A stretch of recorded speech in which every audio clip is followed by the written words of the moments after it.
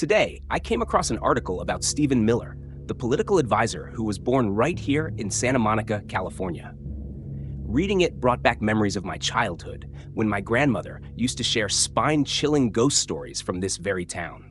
Her tales were as haunting as they were unforgettable, each one bringing to life the hidden, eerie side of Santa Monica's sunny facade. So tonight, I'm sharing some of those very stories with you, the terrifying accounts my grandmother passed down to me. These are tales that lingered in my mind for years, and I hope they'll send a shiver down your spine as they once did mine. Let's dive in.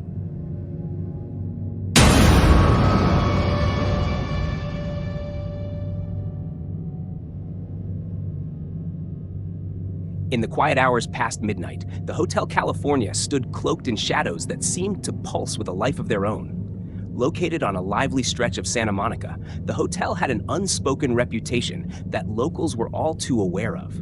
By day, its historic charm drew tourists, but by night, an unsettling presence seemed to settle into the building's bones, most intensely in one room, Room 316. Locals whispered about it, calling it the room that breathes, as if it held an energy so dark and intense that it seeped into the very air.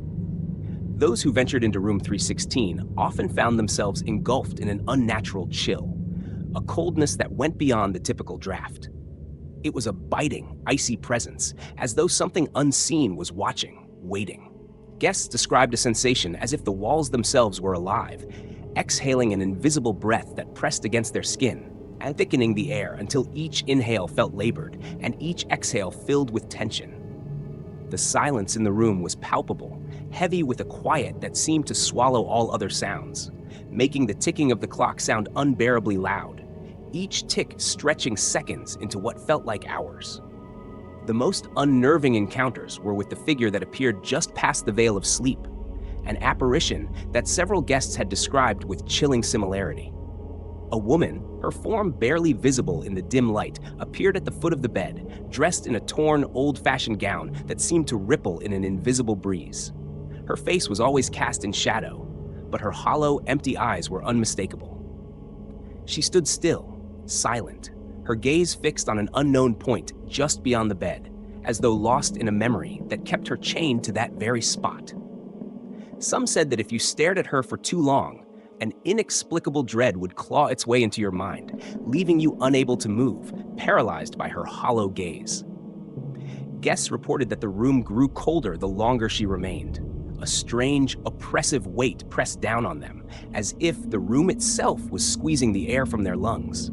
Some claimed they could feel an icy hand brushing against their skin, lingering for just a moment too long before fading away, leaving an imprint of fear. The most horrifying encounters, however, came when guests awoke in the dead of night to find an invisible weight beside them on the bed, as if something, was lying next to them. The mattress would sink ever so slightly. The sheets stretched tight, and a faint whisper could be heard, broken words barely forming, like a plea from a realm beyond. Hotel staff rarely spoke of Room 316, and when they did, it was in hushed voices. Tales had spread among them for years, of guests fleeing the room, of claw marks appearing on walls and vanishing by morning, and of strange symbols etched into surfaces that staff were forbidden to touch. The longer one stayed, they said, the more the room seemed to draw something from you, leaving part of your soul trapped within its walls, entwined with the sorrow of the woman who never left. Those who left Room 316 never truly escaped, for they carried its darkness with them, a piece of the room lodged forever in their minds. As tales of Room 316 grew, they attracted thrill seekers and skeptics alike, each visitor hoping to catch a glimpse of the rumored ghost or experience some otherworldly phenomenon. Those who entered often dismissed the room's reputation at first. It looked ordinary enough: faded wallpaper, an antique dresser, a creaky bed with worn linens. But within hours, the room's energy seemed to shift, seeping into their bones, an almost suffocating sensation that tightened as night descended. What started as a chill in the air would deepen into a bone-freezing cold, creeping up their spines and settling heavily on their shoulders as if unseen hands were pressing down. It was often around 3 a.m. when the most inexplicable events occurred. Guests would wake, their breaths fogging as though the temperature had dropped drastically. The clock on the wall seemed to tick slower, each second stretching unbearably long, while shadows pooled in the corners, darkening into shapes that seemed just a hair away from human. In that oppressive silence, guests reported hearing faint sounds, like whispers trapped within the walls, murmurs of despair and sorrow weaving through the room. Sometimes, these sounds would crescendo into cries, soft, choked sobs that stopped abruptly, as if smothered. Many guests felt a creeping dread, an instinctive warning to look away, but curiosity or fear held them still, and it was then that she would appear. The woman's apparition would manifest with slow deliberation, a figure emerging from the shadows at the far end of the room, her head bowed, her hair obscuring her face. Her dress, once perhaps elegant, was now ragged and dull, clinging to her figure in unsettling ways. She would stand motionless, her hollow eyes fixed forward, though her gaze seemed far away, lost in a tragic memory etched into the walls of room 316. In the dim light, some could see her lips moving as if speaking words that remained just out of earshot. But when they strained to listen, the whispers became sharp, like icy blades scraping against their minds, leaving them shaken and vulnerable. Some felt a strange pull, as if the room were reaching into their deepest fears, pulling their darkest memories to the surface, entwining their minds with the sorrow trapped within her ghostly form. Those who dared to hold her gaze found themselves overwhelmed with despair, feeling a piercing sadness they couldn't explain, a sorrow that felt as if it belonged not only to the woman, but to them as well. The night wore on with a tension so thick it felt almost physical, pressing down on them, drawing out each minute. Occasionally, the woman would move, her form flickering toward the bed, and guests would feel a sudden weight upon their chests, a crushing force pinning them down. Paralyzed with fear, they could do nothing but lie there, helpless, as her shadow grew over them, her face inching closer until they could feel the chill of her breath. And then, without warning, she would vanish, leaving them drenched in cold sweat, a lingering feeling of emptiness clinging to the room, as though she had taken something from them, something they would never get back. Morning always came, but for those who survived the night in room 316, dawn brought little comfort. Though the woman's apparition would fade with the first light, the weight of her presence lingered, as if a piece of her had somehow embedded itself within them. Guests would leave room 316 pale and haunted, their eyes darting with a nervous energy, unable to fully shake the sensation of something following them. Some even claimed that the woman's shadowy figure appeared in their dreams for weeks afterward, always standing at the foot of their bed, silent and watchful, as if waiting for something only she could see. For some, the effects went deeper. A strange sense of melancholy would cling to them in the days that followed, like an invisible fog, dulling their spirits and haunting their thoughts. Simple moments of peace would suddenly break into eerie silence, their minds replaying her hollow eyes, the whispered cries, and the feeling of being utterly alone in the room, as though they had entered a space where time and hope ceased to exist.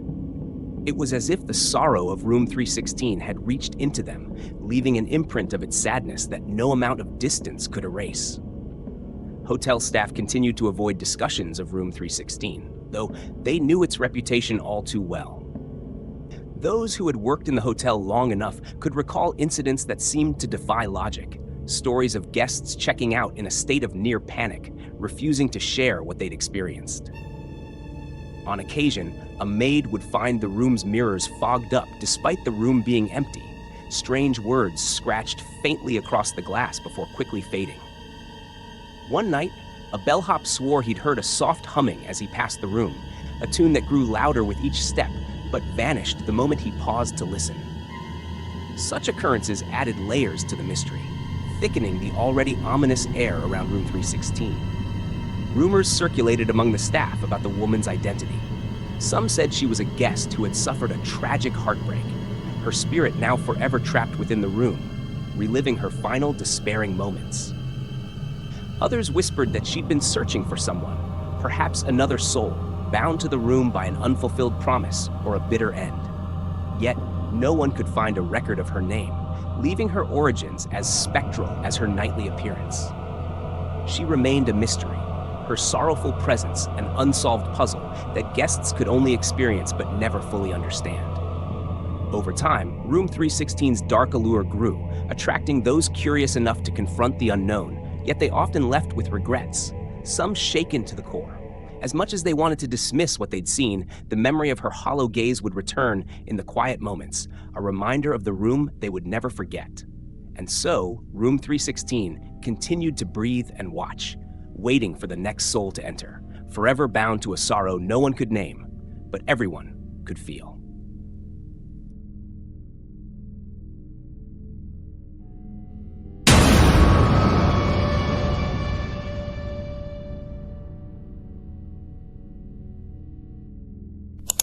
As the sun dipped below the Pacific, casting long shadows across the Santa Monica coastline, the Georgian Hotel took on an eerie presence. By day, it was a stately, historic landmark, a glamorous fixture of Ocean Avenue. But at night, when the soft glow of its lights mingled with the fog drifting off the ocean, an unsettling energy seemed to settle over it. Stories had circulated for years among the staff and locals about the Georgian's past as a speakeasy and gambling den, a refuge for high-profile guests and mobsters during Prohibition. With so much history, it was no surprise that whispers of hauntings filled the air. And for those who spent their nights alone in the quiet corners of the hotel, it was more than just stories. One evening, Angela, a hotel guest traveling alone, checked into the Georgian. She was drawn to its old-world charm, but the moment she set foot inside her room, she felt a chill creep up her spine. Her room was elegant and timeless, with a view overlooking the fog-laden Pacific, but an inexplicable sense of unease lingered. The air felt strangely heavy, as though it bore the weight of countless memories, or perhaps secrets embedded in the very walls. Dismissing the sensation as fatigue, Angela tried to settle in. That night, however, sleep evaded her. Every creak of the wooden floor, every hum of the radiator seemed amplified in the stillness, sending her nerves into overdrive.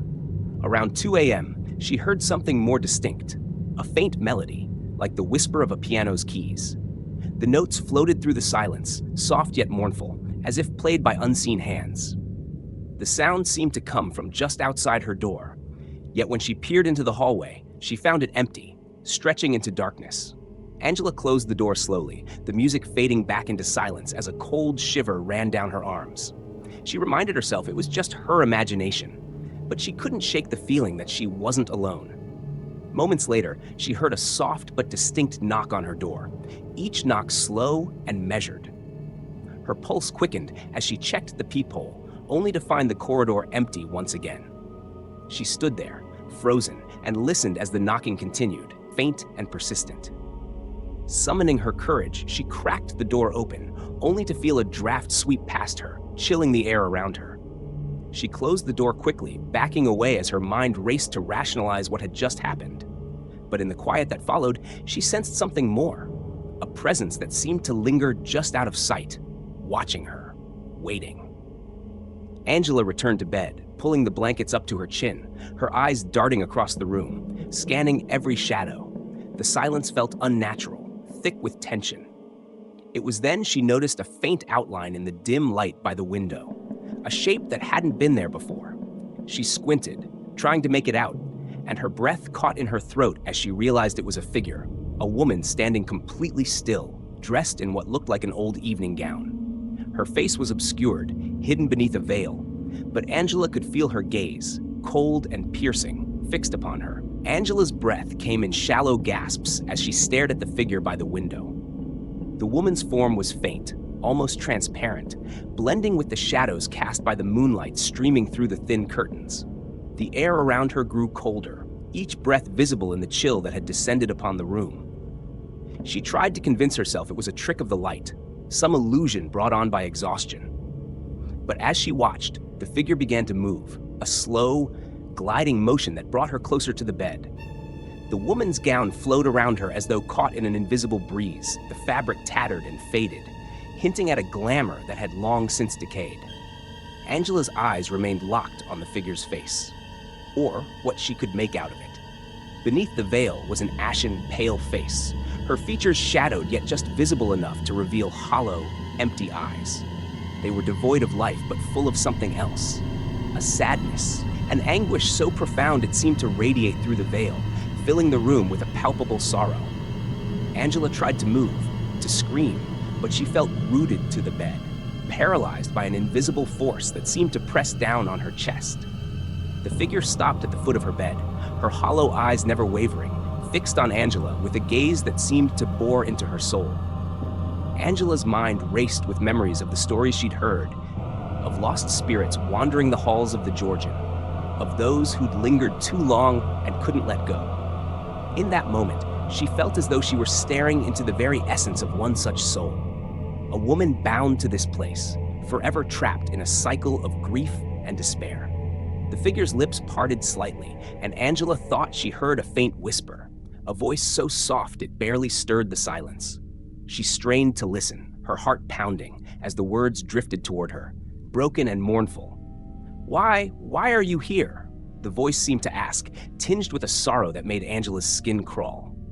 The question hung in the air, echoing in her mind, filling her with a deep, unshakable dread. She wanted to answer, to ask who or what the figure was, but no words would come. Her voice seemed trapped, caught somewhere between fear and disbelief. The woman tilted her head, as though listening to something only she could hear, and Angela felt the room grow colder still. The woman's form began to flicker, fading in and out like a candle's dying flame. Angela's gaze never left her, unable to break free from the invisible grip that held her. She could feel her energy draining, her limbs growing heavy, as though the figure was drawing something from her, feeding off her very presence. Just as Angela thought she couldn't take it any longer, the woman let out a faint sigh. A sound filled with sorrow and resignation, and began to fade, her form dissolving into the darkness near the window, leaving Angela alone once more. As the apparition faded into the shadows, the cold lingered in the room, and Angela's mind raced, still struggling to process what she had seen. Her body felt heavy, as if drained of all energy, but a strange compulsion pushed her to move. She stumbled out of bed and approached the window where the figure had stood, her hand trembling as she reached out, almost expecting to feel an icy presence still lingering there. The glass was fogged over with her breath, a subtle chill radiating from it, and she noticed faint smudges, like fingerprints, trailing across the surface. Exhausted and shaken, Angela backed away, her legs weak as she collapsed onto a nearby chair, trying to ground herself in reality. The minutes dragged on, and just as she began to convince herself it was all a dream, a bizarre, lucid nightmare, the silence was broken by soft, muffled sounds coming from the hallway. It was a distinct sound, almost rhythmic, like the clinking of glasses, accompanied by faint laughter, as though an invisible crowd was gathered just outside her door, celebrating some long-forgotten occasion. Angela's heart raced again. The noises grew louder, the laughter turning hollow, distorted, as if echoing from deep within the hotel's walls. Driven by both fear and curiosity, she opened the door, peering out into the empty, dimly lit hallway. The sounds abruptly ceased, leaving a heavy silence in their wake. Angela stepped back into her room, closing the door slowly, and found herself facing the mirror on the wall opposite her bed. A shiver ran through her as she noticed something she hadn't seen before. Faint words scratched across the glass, barely visible. She squinted, reading each word slowly. "Never leave." Her heart pounded as she ran her fingers over the glass, half expecting the words to vanish, but they remained, chilling and defiant. As she tried to comprehend the message, a familiar sense of heaviness filled the room once again. She felt the air shift, cold and oppressive, as if something was creeping up behind her. Angela glanced over her shoulder and caught a glimpse of the woman's reflection in the mirror, standing just inches away, her hollow eyes fixed on Angela's own. She felt her blood run cold, a sensation that paralyzed her, as though the woman's sorrowful gaze was binding her in place, urging her to stay, to share in her endless despair. The woman's face was expressionless, but her eyes seemed to convey a plea, a silent desperation that Angela couldn't ignore. In an instant, the apparition vanished, leaving Angela staring at her own terrified reflection. She took a shaky breath, feeling a weight lift, though the room remained thick with a lingering sorrow. Gathering her belongings, she fled the room, stumbling down the staircase and out of the Georgian into the cold morning air, where the warmth of dawn began to wash over her. But even as she left, the sensation stayed with her. That haunting gaze, those whispered words etched into her mind. And though she was miles away by nightfall, she couldn't escape the feeling that the spirit had left a piece of itself within her, a parting gift from room 316 that would haunt her forever.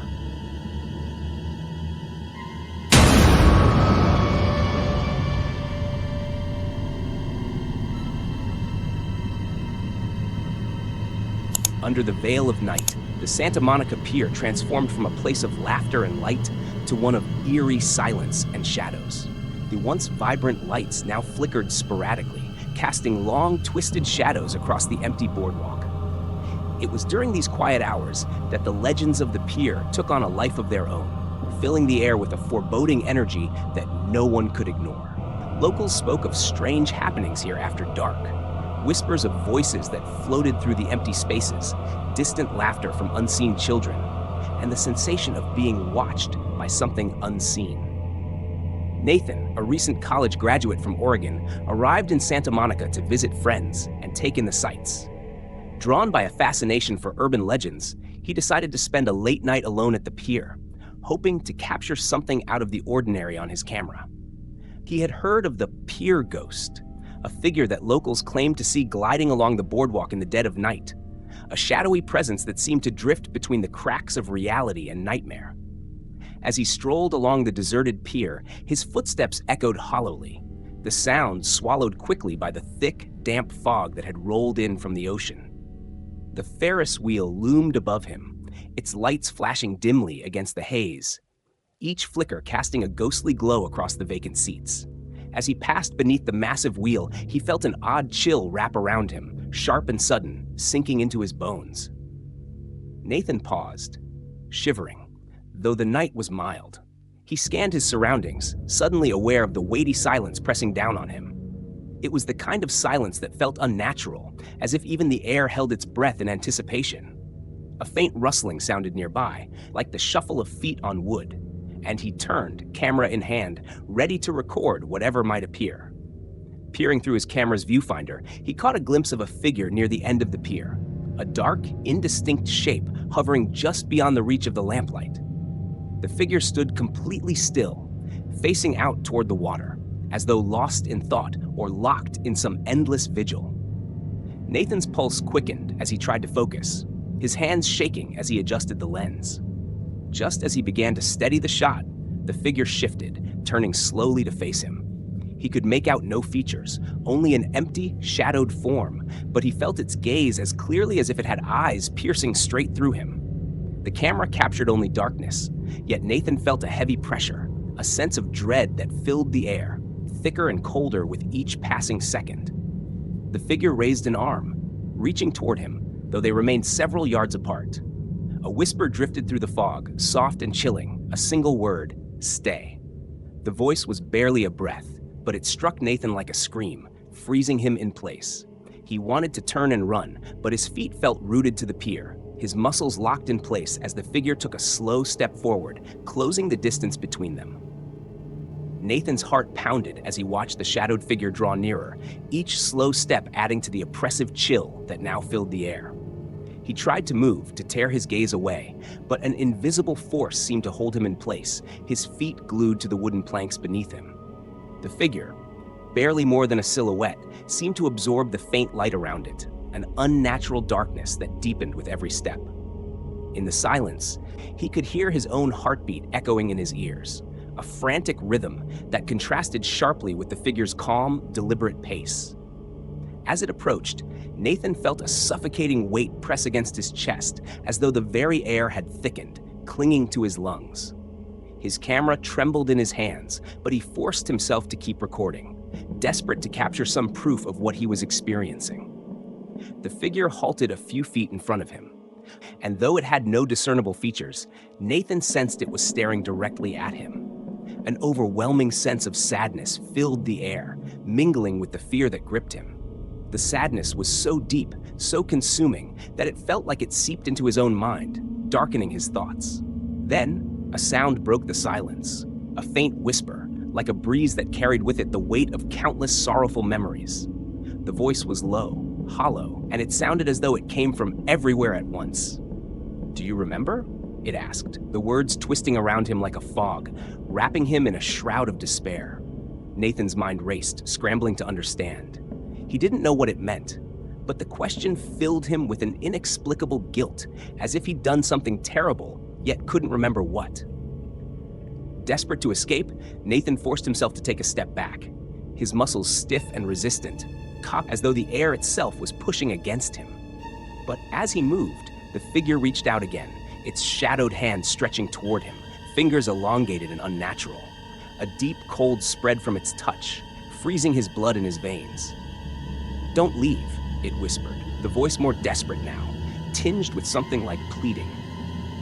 The words echoed in his mind, louder than the whisper that carried them, reverberating with a haunting insistence that filled him with a strange compulsion to stay.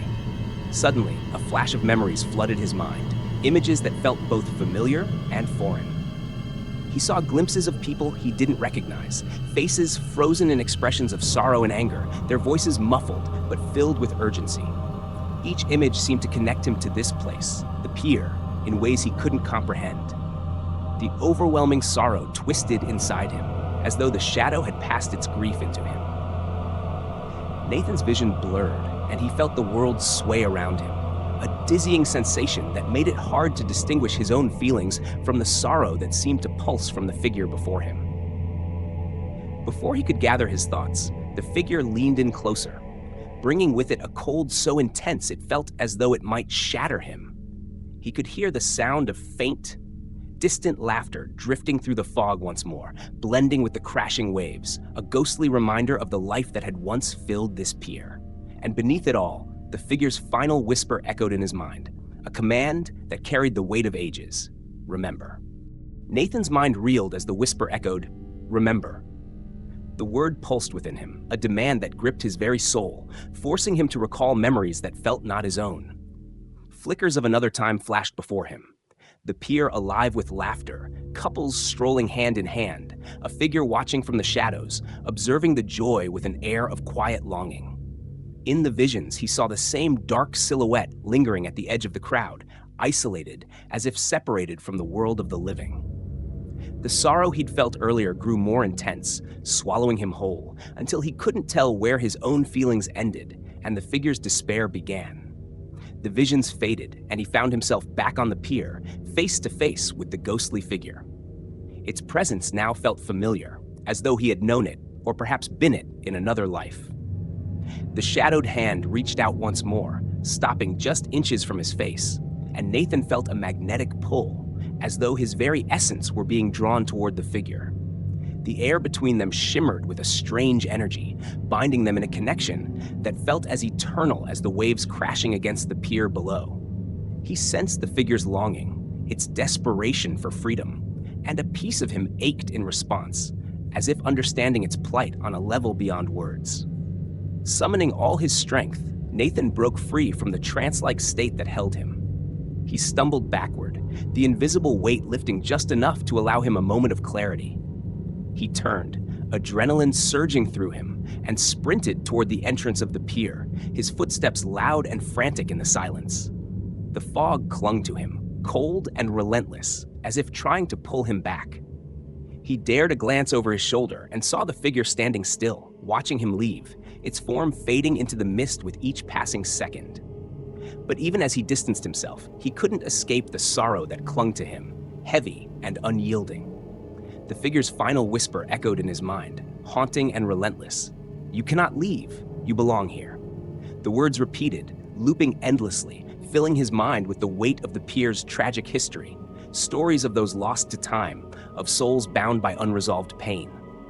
He reached the end of the pier, gasping for breath, his body trembling as he looked out over the water, realizing with a chilling certainty that a part of him would never truly leave. Days later, back in his hometown, Nathan found himself restless and haunted. Every night, he'd dream of the pier, of the fog and the figure that watched from the shadows, waiting for him. The visions became more vivid, filling his thoughts even in waking hours, until he couldn't tell where his memories ended and the visions began. The sorrow he'd felt on the pier lingered, an unshakable weight pressing on his heart, as though he carried a piece of the figure's despair with him. And as the days passed, he felt the pull to return to Santa Monica, to stand once again on that fog-shrouded pier under the watchful gaze of the spirit that now haunted his dreams. He realized, with a deep sense of dread, that he had left part of himself there on that night, and that part of him was bound to the pier's endless sorrow, forever called back by the haunting whisper, "You belong here."